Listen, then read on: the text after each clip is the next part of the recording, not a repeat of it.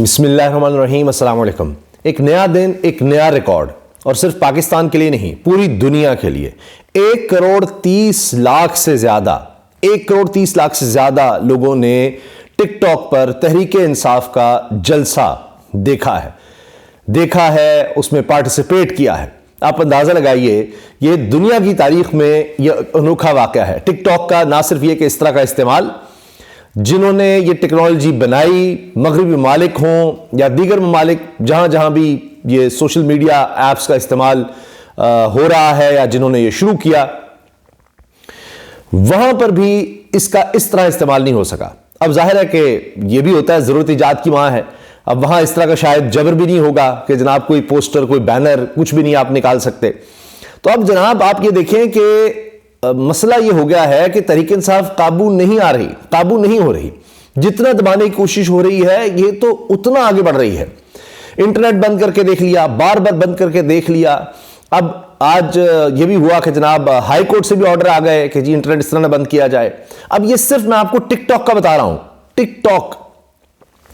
اب یہ شہروں کے ساتھ ساتھ ٹک ٹاک جو ایپ ہے، یہ دیہاتوں میں بھی بہت زیادہ وائرل ہوتی ہے۔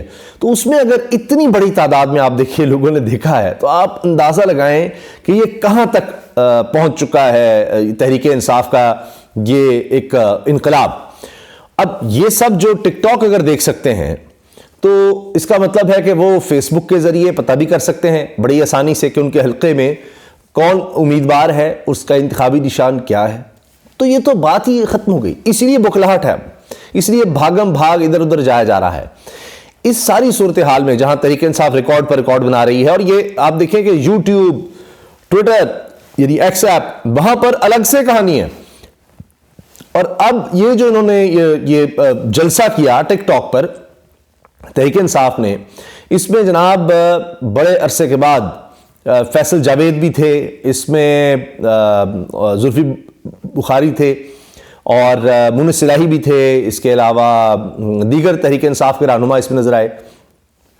سب نے اپنے خیالات کا اظہار کیا، زین قریشی بھی تھے، اور وہ سب جو اس میں اپنے حلقے کے حوالے سے بتا رہے تھے، ظاہر ہے ان کا رابطہ ہے اپنے لوگوں سے، وہ کہہ رہے تھے کہ کوئی مسئلہ ہی نہیں ہے، یہ جو انتخابی نشان چھینا، اس سے کوئی فرق نہیں پڑا تحریک انصاف کی مقبولیت میں۔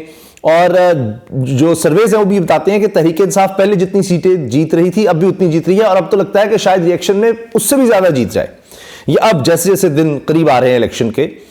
اور اس میں آپ یہ دیکھیے کہ اس ٹرانسمیشن میں انہوں نے جو انفلوئنسرز ہیں ڈیجیٹل سوشل میڈیا کے، ٹک ٹاک پر انفلوئنسرز ہیں جو پولیٹیکل ہم یہ کہیں کہ کانٹینٹ تیار کرتے ہیں، ان کو بھی لیا، اور بڑا کامیاب یہ جس طرح نمبرز ہی بتا رہے ہیں، اور اس کو آپ مینیپولیٹ بھی نہیں کر سکتے۔ تو اتنی بڑی تعداد میں دیکھیں آپ کہ وہ اگر ایک شخص دیکھ رہا ہے تو وہ اپنے سارے گھر والوں کو بتائے گا۔ یہ تو آپ دیکھیں نا، پاکستان کے ہر گھر میں تحریک انصاف کا پیغام پہنچ گیا، نہ ان کو باقاعدہ کرسیاں لگا کر جلسہ کرنے کی ضرورت پڑی، نہ اس طرح سے جناب سرکاری وسائل کا استعمال، نہ پیسہ لگایا جا رہا ہے، نہ لوگوں کو ٹرانسپورٹ کی، گھر بیٹھے جناب ہر ایک تک پیغام پہنچ رہا ہے۔ اب دوسری جماعتیں کیوں نہیں کرتی؟ کہ وہ بھی کر سکتے ہیں، بالکل کر سکتے ہیں۔ اس کی وجہ کیا ہے؟ اس کی وجہ یہ ہے کہ ان کو دیکھے گا کون، یہ اصل وجہ ہے، یہ معاملہ ہے۔ ورنہ ان کے پاس پیسہ اس سے کہیں زیادہ ہے، وہ سب کچھ کر سکتے ہیں، لیکن ان کو جا کر جلسے اس لیے بھی کرنے پڑ رہے ہیں کہ وہاں تو وہ لوگوں کو لا کر دکھا سکتے ہیں کہ دیکھیں ہم نے کچھ لوگ اکٹھے کر لیے، مگر جب وہ جاتے ہیں تو میاں نواز شریف کی تقریر تو 30 لوگ دیکھتے ہیں سرکاری ٹی وی پر، ہر چیز جو ان کی ہے وہ کٹ کی جا رہی ہے سرکاری ٹی وی پر، مگر پھر بھی یہ نہیں بن رہا ماحول۔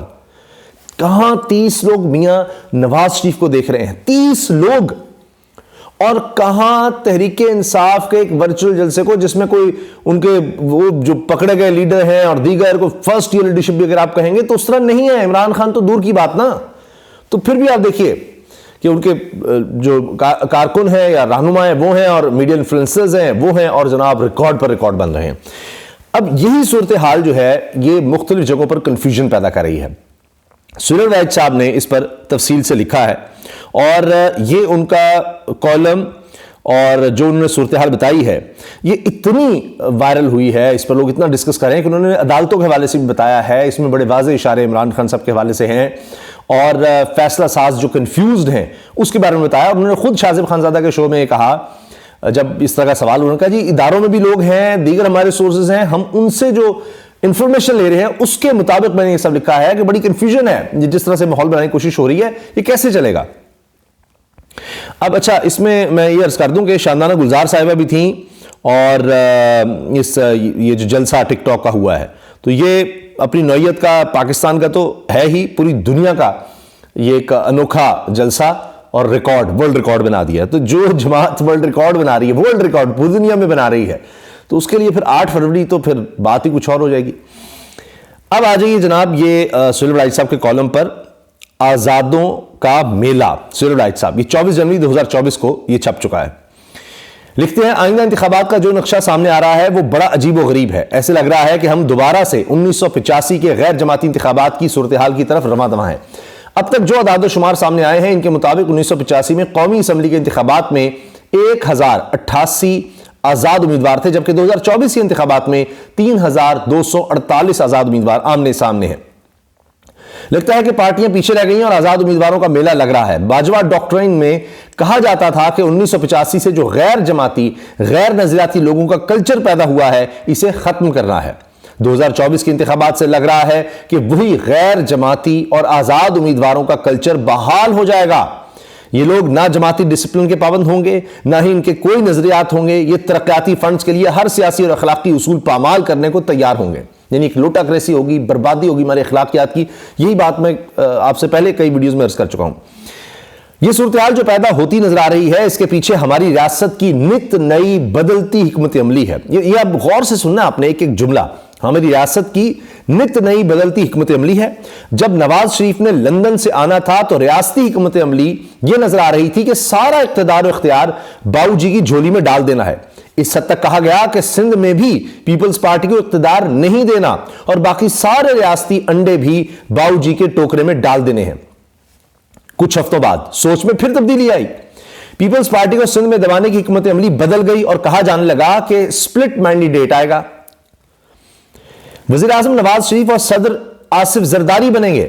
اندازہ یہ لگایا گیا کہ 70 سے 80 نشستیں نون لیگ لے گی اور 50 سے 60 نشستیں پیپلز پارٹی لے گی، یوں ان کی مخلوط حکومت بنائی جائے گی۔ پھر یکا یک نئی حکمت عملی سامنے آئی کہ تحریک انصاف کو آزادانہ موقع ملا تو وہ انتخابات سویپ کر جائے گی، اس لیے انتخابات کو ملتوی کروایا جائے۔ اس کوشش کو چیف جسٹس قاضی فائز عیسیٰ نے کامیاب نہ ہونے دیا۔ اسی دوران جسٹس اطہر من اللہ نے ایک اہم سائفر مقدمے میں عمران خان کو بری کر دیا، ساتھ ہی ساتھ پشاور ہائی کورٹ نے پی ٹی آئی کو ریلیف دیا تو ریاست اور عدلیہ میں مکمل ٹھن گئی۔ ایسی تجاویز تک سامنے آنے لگیں کہ ججوں کو فارغ کیسے کیا جائے، مگر پھر عدلیہ اور ریاست میں درمیانی راستہ نکال لیا گیا۔ تحریک انصاف سے بلے کا نشان واپس لیا گیا تو پھر سے حکمت عملی میں تبدیلی نظر آنا شروع ہو گئی۔ اب دوبارہ سے جہانگیر ترین اور علیم خان کی آئی پی پی کی اہمیت بڑھ گئی ہے۔ پہلے صرف نون اور باؤ جی کو سب کچھ دینے کی بات ہو رہی تھی، اب کہا جا رہا ہے کہ طاقت کا توازن آزاد امیدواروں کے حق میں آ رہا ہے۔ ریاست کے اہلکار خوش ہیں کہ اگر آزاد امیدوار زیادہ تعداد میں جیت کر سامنے آ گئے تو انہیں ہینڈل کرنا آسان ہو جائے گا۔ تازہ ترین تبدیلی جو حکمت عملی میں آ رہی ہے یہ کہ الیکشن کے قریب سب کو فری ہینڈ دیا جائے، کیونکہ اب سوچ یہ ہے کہ نون کو بھی اتنا طاقتور نہیں کرنا کہ وہ کل کو ریاست کے خلاف کھڑی ہو سکے۔ دوسری طرف نون لیگ کی حکمت عملی شروع ہی سے یہ تھی کہ انتظامیہ ان کی مرضی کی ہو اور وہ وقت آنے پر ان کی بھی مدد کرے۔ ابھی تک نون کو اپنی مرضی کی انتظامیہ کا فائدہ ہو رہا ہے، حالانکہ ریاست کی حکمت عملی اب نون کی اندھا دھند حمایت نظر نہیں آ رہی۔ اب اگر ریاست کی بدلتی حکمت عملیوں کا ناقدانہ جائزہ لیا جائے تو صاف نظر آ رہا ہے کہ سیاسی اہداف میں مکمل کنفیوژن ہے۔ کبھی کچھ اہداف مقرر کیے جاتے ہیں، کبھی کچھ۔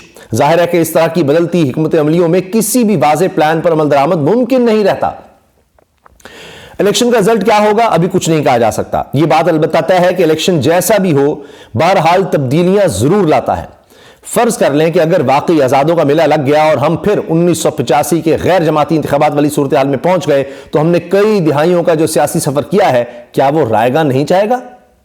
یہ درست ہے کہ ہمارے اہل سیاست میں خامیاں ہیں، کسی ملک کے سیاستدانوں میں یہ خامیاں کم ہوتی ہیں، کسی ملک میں زیادہ، لیکن سیاست کرنا اور ملک چلانا بہرحال انہی کا منصب ہے۔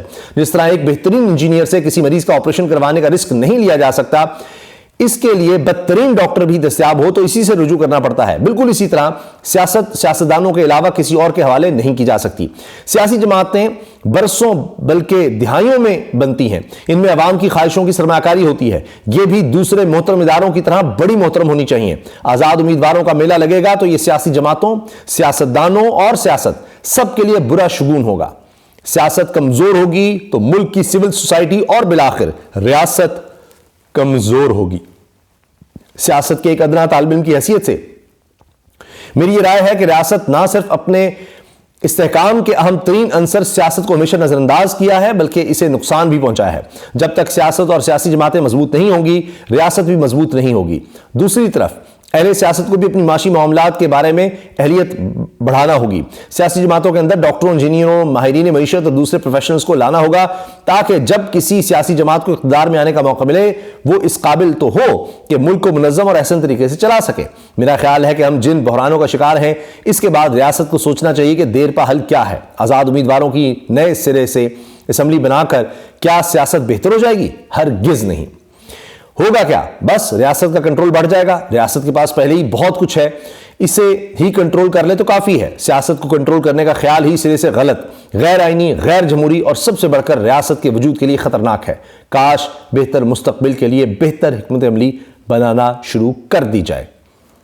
اب یہ وہ دعا کر رہے ہیں کہ جی کاش یہ بنانا شروع کر دی جائے، لیکن ابھی لگتا ہے کہ ایسا کچھ ہو نہیں رہا۔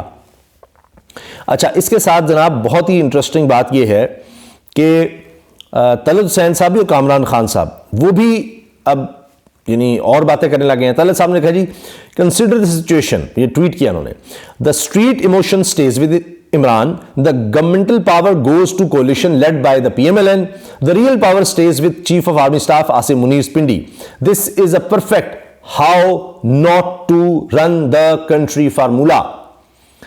اب یہ سید طلعت حسین صاحب نے لکھا ہے اور اس پر کہہ رہے ہیں کامران خان صاحب لکھ رہے ہیں جی آئی کوڈنٹ ایگری مور، میں کیا کہہ سکتا ہوں، یعنی آپ سے میں بالکل مکمل اتفاق کرتا ہوں۔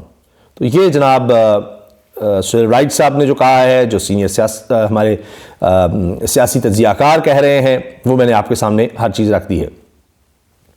اچھا، اس کے ساتھ جناب آپ یہ دیکھیے کہ سہیل وڑائچ صاحب نے حال ہی میں جو ٹویٹس کیے ہیں اور وہ بھی اپنے کالم میں سے کئی نکال کر، ان میں بھی وہ اس طرح کی باتیں کر رہے ہیں۔ مثال کے طور پر اب یہ جو میں نے آپ کے سامنے پڑھا، اس کا جو اہم حصہ جو ان کی نظر میں جنہوں نے ٹویٹ کیا، ایکس پر پوسٹ کیا، حکمت عملی میں تبدیلی نظر آنا شروع ہو گئی، اب دوبارہ سے جہانگیر ترین اور علیم خان کی آئی پی پی کی اہمیت بڑھ گئی، پہلے صرف نون اور باؤجی کو سب کچھ دینے کی بات ہو رہی تھی، اب کہا جا رہا ہے کہ طاقت کا توازن آزاد امیدواروں کے حق میں آ رہا ہے۔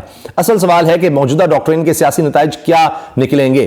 مجھے خوف ہے کہ جو کچھ ہوا ہے اور جو کچھ ہو رہا ہے یہ ایسے نہیں چل سکتا۔ موجودہ ڈاکٹرین میں جو سب سے بڑی خامی مجھے نظر آ رہی ہے وہ کسی مرد مہربان کا نہ ہونا ہے۔ اس سے 2 دن پہلے لکھ رہے ہیں تحریک انصاف کو بھی اس کا سمبل نہ دینے کی سزا قانون کے تحت سنائی گئی، مگر کیا یہ انصاف ہے؟ ہرگز نہیں۔ کروڑوں لوگوں سے یہ حق چھیننا کہ وہ اپنے پسند کے انتخابی نشان کو ووٹ نہیں دے سکتے کوئی جابرانہ قانون تو ہو سکتا ہے، انصاف ہرگز نہیں۔ یہ قاضی فائزہ صاحب کے فیصلے پر شدید تنقید وہ کر رہے ہیں۔ تو یہ حالیہ دنوں میں آپ دیکھیے کہ اب سہیل وڑائچ صاحب کیا باتیں کر رہے ہیں، طلعت صاحب کیا کہہ رہے ہیں، کامران خان صاحب کیا کہہ رہے ہیں، سب میں نے آپ کے سامنے رکھ دیا ہے۔ اجازت دیجیے، اللہ حافظ۔